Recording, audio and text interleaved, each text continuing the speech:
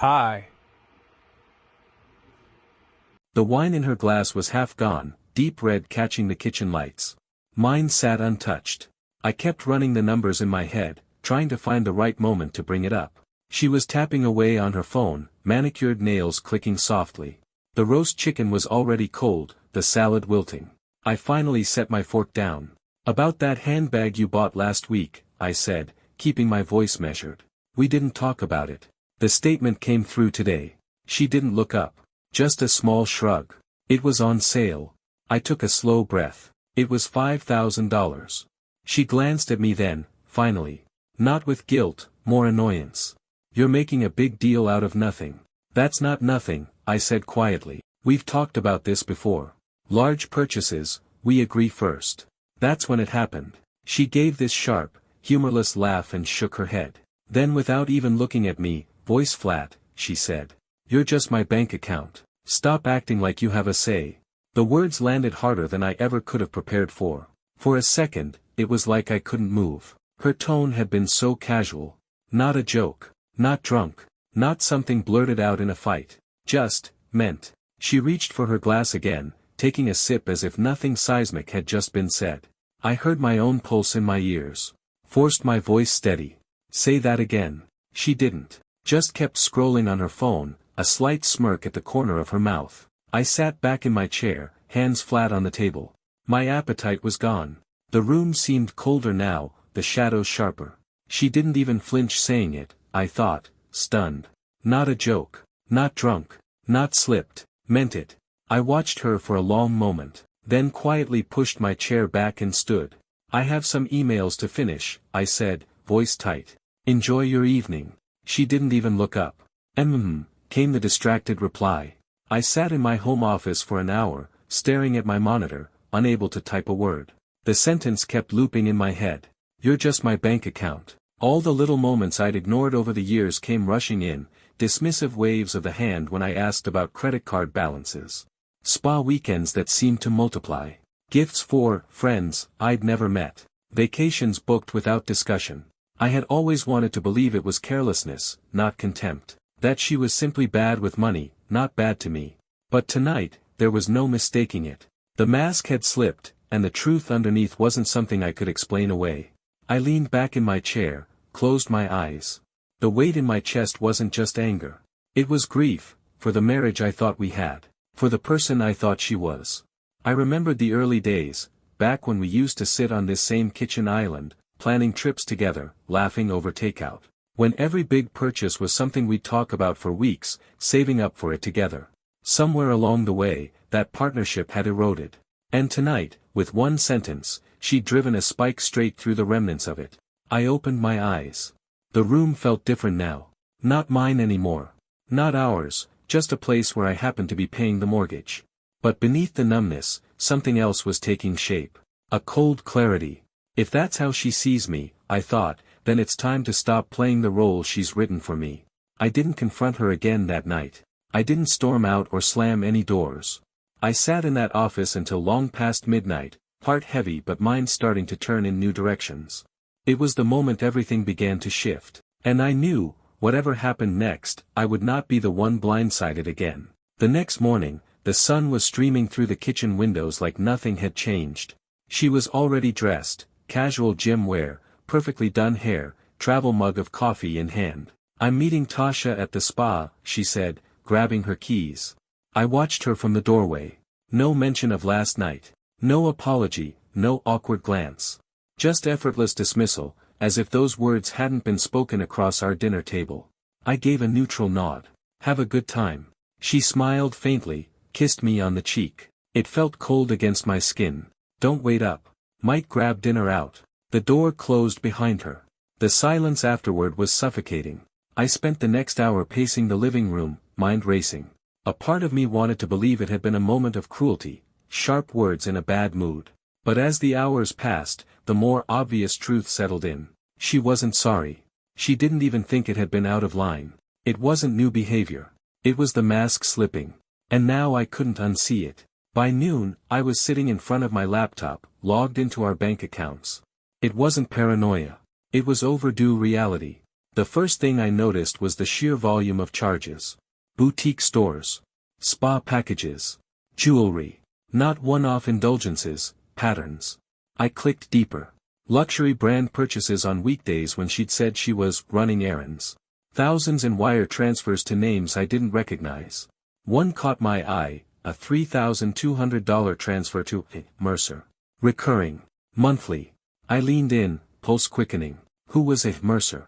I opened a spreadsheet, began logging dates, amounts, cross-checking them against my calendar, her weekend trips, her girls' getaways, her sudden need for personal days. The more I mapped, the clearer the picture became. And this wasn't new. Some of these patterns went back 6 months. Maybe longer. I sat back, rubbing a hand over my face. How many times had I explained these things away? I thought back to those earlier moments, the spa retreats that always seemed just out of reach when I asked who was going. The bags arriving in boxes she rushed to open privately. The credit card balances that somehow ballooned every quarter. Every time I'd rationalized. Told myself, she works hard, she deserves some freedom. Maybe I'm being too controlling. Now, there was no controlling left to do. The truth was already written in the numbers. She's been treating me this way for a long time. I just didn't want to see it. When she returned late that evening, the house was warm with the smell of takeout she'd brought. She was all smiles, chatty, recounting her spa treatments. "We should do a couples massage next time," she said lightly. I watched her from across the kitchen, the image of those wire transfers seared into my mind. I forced a small smile.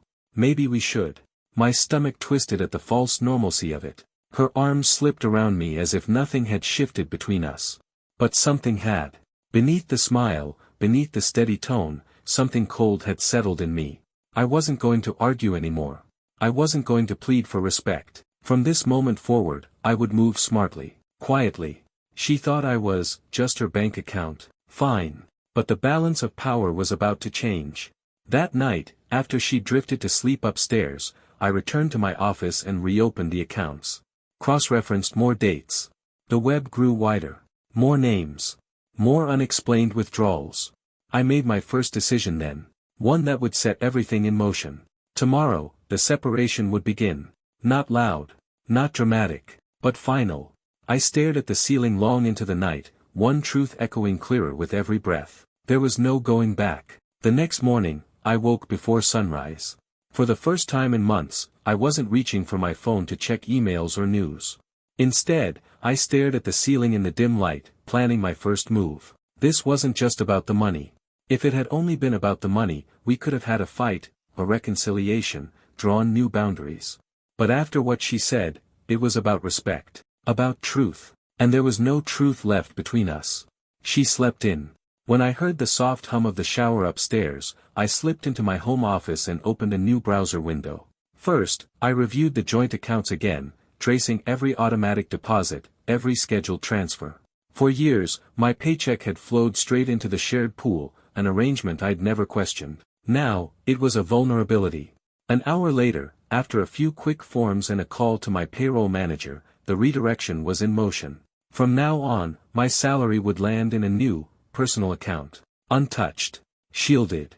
I left just enough in the joint pool to maintain appearances.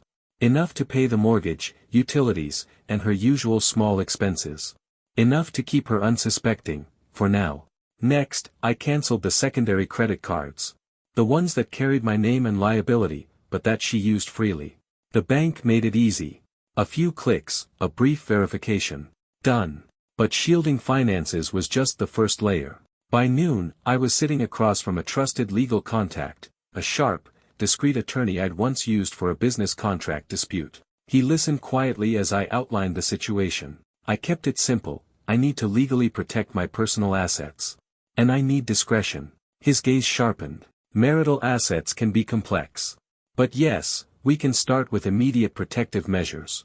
He outlined options: legal separation of new funds, pre-divorce asset protections, account freezes if needed. No tech snooping. No invasion of privacy. Just clean, professional defense. I agreed to every step. We began the paperwork. As I signed the first document, a strange calm settled over me. Not peace. But purpose. She thinks I'm still the same man sitting across the dinner table, I thought. But the ground is already shifting beneath her feet. That evening, the mask of false normalcy returned in full force. She breezed in from another spa visit, shopping bags in hand. You'll never guess who I ran into, Jessica from yoga. We had drinks after. She kissed me absently on the cheek, her perfume lingering. I watched her, careful to keep my face unreadable. If she noticed the change in my gaze, she didn't show it. She moved through the house as if nothing was wrong, as if she still lived in the center of a world I was funding. Over the next few days, I honed my position. I combed through every financial thread, identifying joint liabilities and isolating personal assets. I began quietly consulting a forensic accountant, another layer of preparation, another safeguard. I also studied her patterns. Not just the spending, her social calendar, her habits. And I noticed something I hadn't fully seen before. She moved with a certain careless confidence, booking spa weekends without notice, attending dinners I wasn't invited to, staying out late and brushing off questions with a flick of her hand. The dismissiveness was no longer subtle. It was systemic, woven into the fabric of how she saw me. "You're just my bank account," echoed in my mind, no longer a single moment but a lens through which every interaction was now reframed. And yet, amid the cold strategic moves, I felt something deeper. At night, when the house was quiet, I'd sit in my office remembering the early years. The days when we built this life together. When she used to call me her partner, her anchor, her safe place. Now, I was just the funding mechanism behind her curated life. A name on an account. Some nights, that grief hit harder than I liked to admit. But each time, the next morning I rose more resolved. By the end of the week, the financial shield was nearly complete. The salary diversion was in place. The credit cards were closed. Personal assets were now separated under legal advisement. And she had no idea. She still moved through the house in her usual rhythm, spa appointments, lunches, boutique runs. Still laughing with friends on speakerphone about upcoming trips. But beneath the surface, her foundation was already shifting. She just didn't know the ground was about to give way. The financial defenses were in place. My attorney called it the quiet stage. Legal protections activated. No warning given. But even with those layers in motion, something kept pulling at me. A thread I hadn't yet unraveled. Those wire transfers. Recurring ones to a Mercer. I couldn't let it go. Too large. Too consistent. Too personal. One late night, after she'd gone upstairs humming to herself, I returned to the account records. I isolated every transaction tied to Mercer, cross-checking dates and amounts. Then, on impulse, I opened my calendar. Mapped each one against her stated plans, spa weekends, girls' getaways, yoga retreats. The pattern was immediate. Transfers just before trips. Withdrawals coinciding with extended absences. And then another detail, a few deposits flagged under obscure merchant codes, processed on Sundays. I followed the trail further. Buried in an old statement was an expense from a boutique fitness club, a place she'd once mentioned joining, then brushed off as too pricey. Apparently not too pricey anymore. I leaned back in my chair, piecing it together. Alex. A. Mercer. The next morning, over coffee, I tested the waters. She was scrolling through her phone, radiant in fresh salon hair. I kept my voice light. "Hey, random question. Who's Alex?" She didn't flinch. Just gave a small scoff, not even looking up. "None of your business. I don't owe you explanations about my friends." She took another sip of coffee, fingers flying across the screen. I forced a nod. Fair enough. But inside, the cold certainty crystallized. It wasn't just spending anymore. It wasn't just disrespect. This was betrayal. That afternoon, I dug deeper. Quiet inquiries. A call to a contact who managed local fitness clubs, purely framed as casual curiosity. The response came back swift. Yes, an A. Mercer frequented her club. Personal trainer. Charismatic. Well connected in social circles. Rumors of closeness with certain clients. I closed the call with a steady tone. Appreciate the info. That's all I needed. Back home, the contrast grew starker. That evening, she waltzed in with new shopping bags. "I'm heading out this weekend, spa trip with the girls." Her eyes gleamed. Carefree. Confident. I asked softly, "Which spa?" She waved a hand. "Oh, you wouldn't know it. We're keeping it spontaneous." Another lie. Another hole in the story. But I smiled. Have a great time. In the days that followed, my strategic pace quickened. I met again with my attorney. Laid out the new layer, financial irregularities tied to a third party. Possible misuse of marital funds. His advice was clear. We move forward with full financial protection. And we prepare for immediate legal action. Quietly. No tipping her hand. Agreed. That weekend, as she packed for her supposed spa getaway, I watched from the doorway. She hummed to herself, folding lingerie into her overnight bag, adding small wrapped boxes, gifts, likely. I noted every detail. Every movement. Noted her phone lighting up with messages from Mercer, name partially obscured by emojis. She didn't know I was watching. When she finally left, blowing a kiss from the doorway, I stood in the quiet house, pulse steady. It was no longer about anger. No longer about sadness. It was clarity. This marriage was already over. Only the paperwork remained. I opened my laptop and composed the message to my attorney. Final instruction. Proceed. Full asset freeze. Divorce papers prepared. No notice given to her. I hit send. And as the email flew off, something inside me shifted. Not relief. Not yet. But a first, sharp breath of control. The following week felt like moving through glass, every moment sharp, brittle. She floated through her days untouched. Gym classes. Brunches. Shopping trips. The occasional, hollow kiss on my cheek as she came and went. I mirrored normalcy. Spoke little. Kept my tone even. But beneath the calm, the ground was shifting fast. My attorney's team had worked quietly. By midweek, the full financial protection plan was ready. Assets frozen where necessary. Personal accounts fully separated. Joint accounts legally secured to prevent further misuse. And most critically, divorce papers drafted. Ironclad. Silent. One last review, and they'd be ready for service. But there was one thread still pulling at me. Who knew? I had long suspected that parts of her social circle fed this behavior, enabled it, even encouraged it. I needed to know how deep that rot ran. I began subtly tracking her social outings. Not surveillance, nothing invasive. Just smart observation. One evening, after another spa weekend with the girls, she returned visibly flushed, eyes gleaming. I watched her unpack, new designer items, a receipt half crumpled at the bottom of her bag. A high-end hotel suite. Room for two. The next day, I reached out discreetly to an old mutual acquaintance, someone still connected to her wider circle but with no loyalty to either side. Over coffee, I kept my tone light. Curious, who all has been part of these weekend getaways lately? The look on his face told me enough. He sighed. Honestly? People talk. You know that. I waited. He continued carefully. It's been going on a while. She's close with Alex.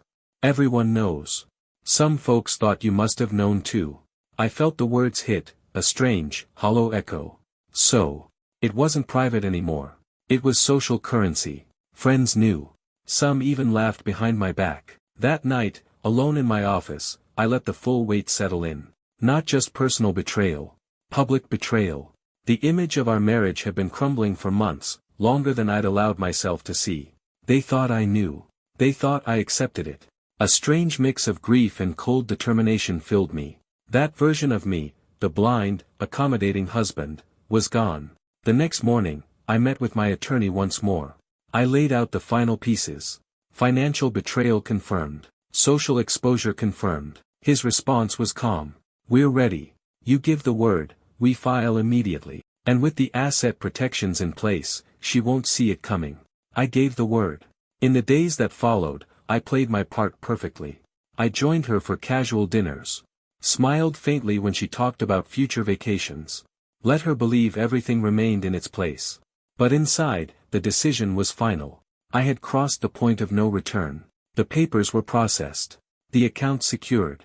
And the date for service was set. She would wake one morning still thinking she held the reins, still thinking I was her bank account, her safety net. But by that evening, she would learn the truth. The account was closed.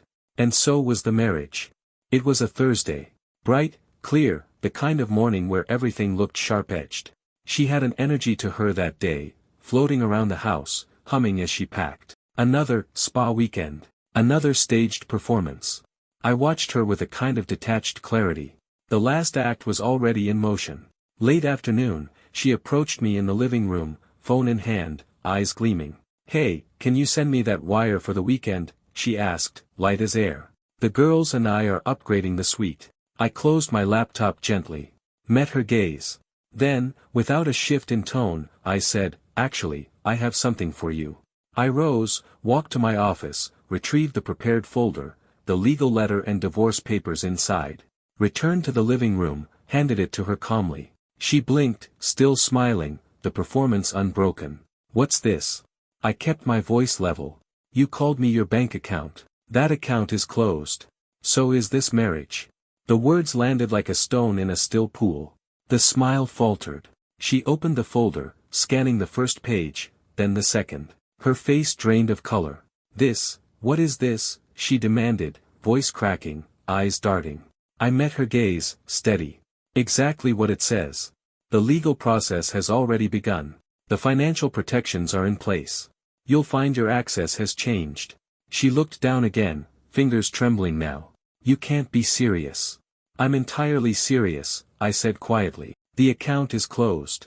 Panic flickered across her face. She snatched her phone, opened her banking app, then froze. I watched the realization hit. Credit cards declined. Joint accounts frozen. Her safety net, gone. She looked up, anger rising now. "You blindsided me. After everything, after all these years." I held her gaze. "You made it very clear what I was to you. I simply chose to stop playing that role." Her breath quickened. "This isn't fair. We can fix this, talk about this." I shook my head once, slow and final. "There is no we anymore." She paced the room now, panic rising beneath the anger. "You can't just pull the rug out from under me. What about the house? What about?" "The legal process will handle it," I replied, voice even. "You'll have full transparency through the attorneys. But as of now, things have changed." The moment stretched long between us, her standing in the center of the room, papers clutched in one hand, phone in the other. I could see it in her eyes, the first real comprehension. The stability she had leaned on, wasn't there anymore. Finally, her voice broke. "You're ruining my life." I exhaled slowly. "You did that yourself." She sank onto the couch, stunned. The room felt smaller somehow, walls closing in around her. I watched, not with triumph, but with a strange, steady calm. This wasn't about revenge. It was about reclaiming dignity. I let the silence linger. Then, after a moment, I spoke. "You'll be contacted by my attorney regarding next steps. I suggest you review everything carefully." I turned, retrieved my keys from the counter, paused in the doorway. Without looking back, I said quietly, "Goodbye." And then I left. Outside, the air felt sharper, cleaner. I stood by my car for a long moment, breathing deep. No relief yet. No peace. Just the first, raw step toward it. But one thing was clear, the door had closed. For good. The days that followed were eerily quiet. No angry messages. No late-night door pounding. Just silence. But not for long.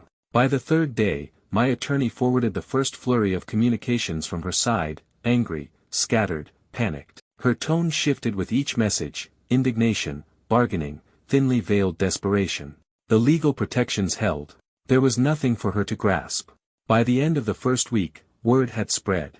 Not from me, I'd remained silent. But the social circles she prized so dearly were small, and nothing stayed contained for long. Friends who had once greeted me with tight smiles at gatherings now sent cautious, almost guilty messages. Some distanced entirely. And then came the predictable unraveling. Alex. I hadn't thought much about him in those first few days, too focused on navigating my own ground. But then I heard, casually, through one of those same cautious mutual contacts, that he'd already moved on. Apparently, without the steady flow of gifts, trips, and financial perks, his attention had evaporated. The confirmation didn't bring satisfaction. Only a grim, hollow clarity. I had suspected as much. Now it was fact. She reached out directly a few times, texts layered with shifting tones. "We can still fix this. You're being cruel. Please, let's just talk." I responded only through legal channels. Calm. Controlled.